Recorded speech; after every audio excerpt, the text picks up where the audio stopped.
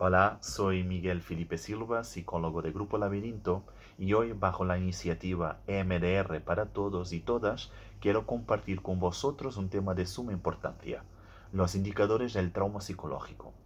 Cuando hablamos de trauma, no nos referimos a algo excepcional, sino a experiencias de vida que, por sus características, pueden dejar huellas profundas en la persona que lo experimenta.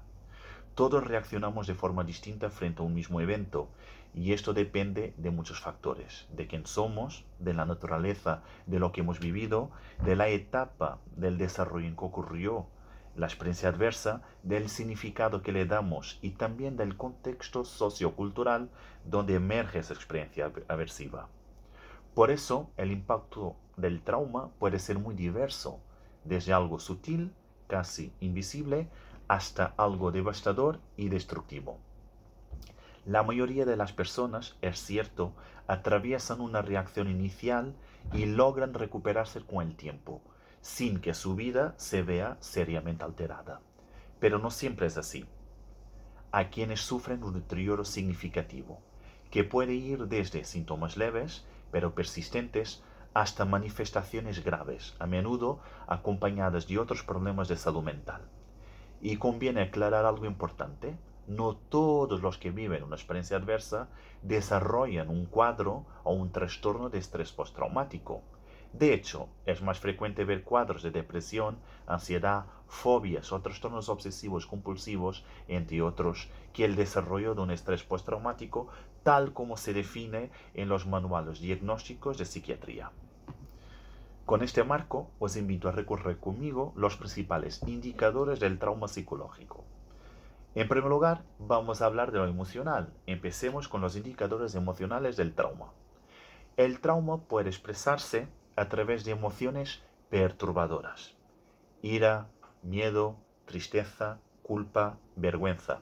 Y en algunas personas, estas emociones son tan intensas que resultan difíciles de controlar.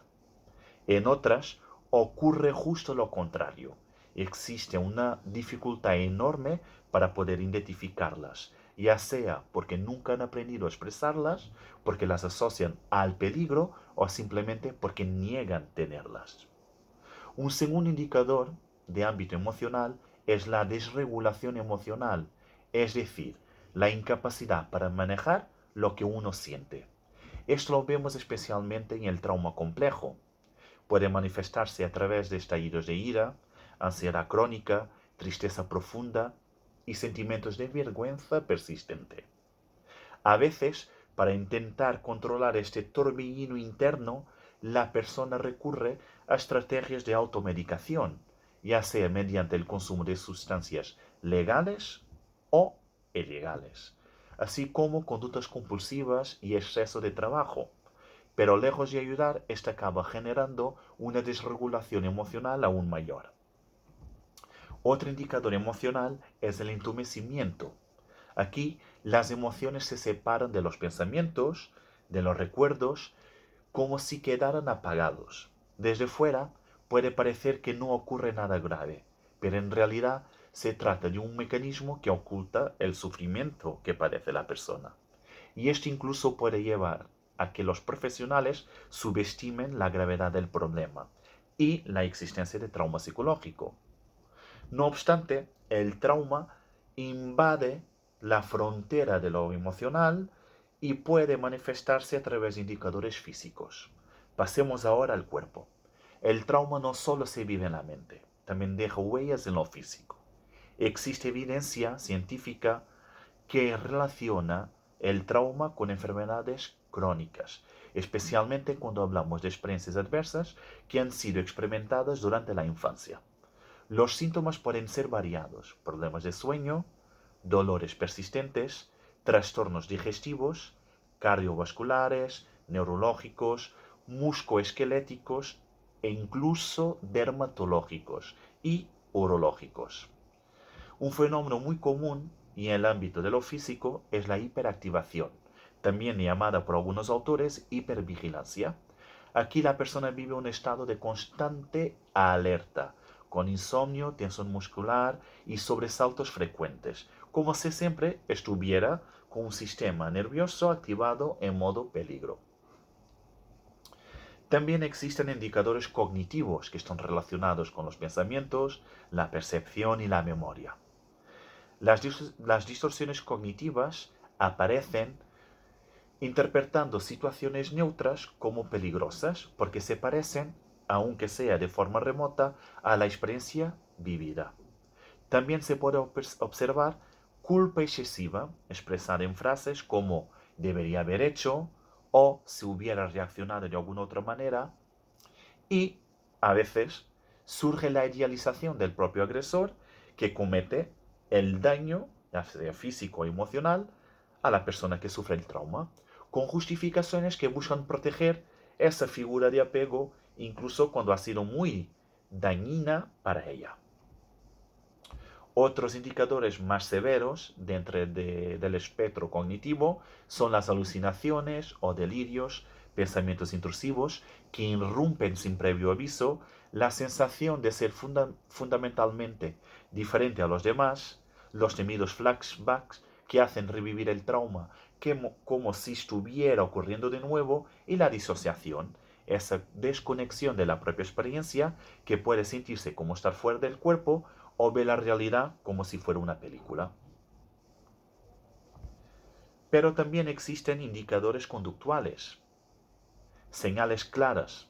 El trauma puede expresarse en forma de recreaciones, es decir, repetir de forma inconsciente lo vivido.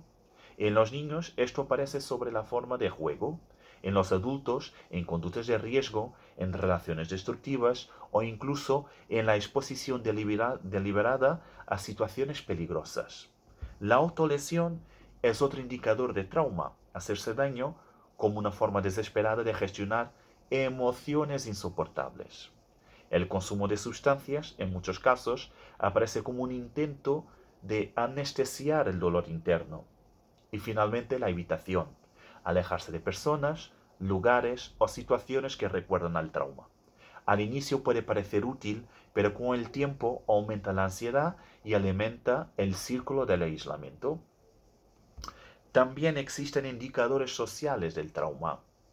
Muchas personas se aíslan convencidas de que nadie puede comprenderlas o con miedo de ser una carga para ellas. Cuando el trauma es interpersonal, aparece una profunda desconfianza hacia los demás, con dificultades para establecer vínculos y una hipervigilancia que impide sentirse seguro incluso en contextos que lo son. También es cierto que los indicadores de trauma y las respuestas al trauma difieren en función de la etapa de desarrollo en que la persona vive el trauma y en el momento en que lo manifiesta. Y esto marca una diferencia bastante significativa a la hora de expresar el trauma. Por eso los niños pequeños pueden mostrar miedos generalizados, pesadillas o dolores físicos.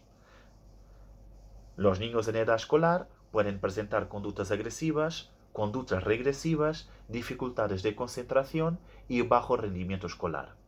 Los adolescentes, a su vez, pueden presentar síntomas de depresión, aislamiento social, rebeldía, conductas de riesgo y problemas de sueño o de trastornos de la conducta alimentaria. Los adultos, a su vez, presentan con más frecuencia hipervigilancia, retraimiento, consumo de sustancias, empeoramiento de enfermedades crónicas y síntomas depresivos. Es muy común en el ámbito del trauma la presencia de comorbilidad clínica. El trauma no suele llegar solo. Es común que se acompañe de depresión, ansiedad, fobias, trastorno obsesivo compulsivo y otros cuadros de tipo emocional. Cuando el tratamiento de estas condiciones resulta difícil o ineficaz, es muy probable que detrás haya una historia de trauma no resuelta. Pero el trauma también tiene indicadores neurofisiológicos, neurobiológicos, psicobiológicos. Y desde este enfoque emerge la teoría polivagal. Me gustaría detenerme en este enfoque para ayudarnos a comprender mejor cómo funciona toda esta parte del sistema nervioso con respecto al trauma psicológico. Según esta teoría, nuestro sistema nervioso autónomo responde al entorno a través de tres vías principales. La vía de conexión social, que nos permite sentir calmos, en seguridad y nos permite vincularnos de forma segura con los demás. A través de un sistema de lucha o huida, que activa la alerta y la defensa, y el sistema de inmovilización, que nos lleva al colapso, a la desconexión y a la disociación. Cuando no podemos vincularnos de manera segura, entonces pasamos a un estado de lucha o huida.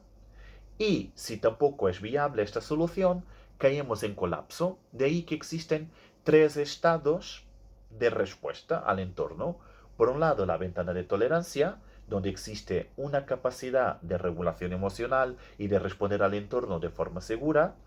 Por otro lado, un estado de hiperactivación, donde la persona siente que está en alerta y en defensa, con síntomas de tensión muscular, hipervigilancia, ansiedad y la hipoactivación, que es un estado donde hay un sentimiento de congelamiento, bloqueo, depresión.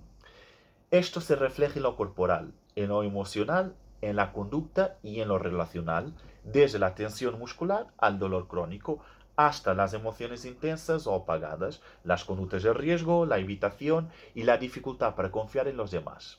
En conclusión, me gustaría cerrar con un mensaje para todos vosotros. Si alguien aquí se reconoce en alguno de estos indicadores o conoce a alguien que puede estar atravesándolos, mi invitación es clara, que acudan a un profesional de salud mental. Los psicólogos y los psiquiatras contamos hoy con las herramientas eficaces para aliviar el sufrimiento humano y acompañar en el proceso de recuperación del trauma. Recordar, el trauma no define quién somos, con el acompañamiento adecuado, la recuperación es posible. Un abrazo muy fuerte y espero que os guste esta mini presentación sobre los indicadores del trauma.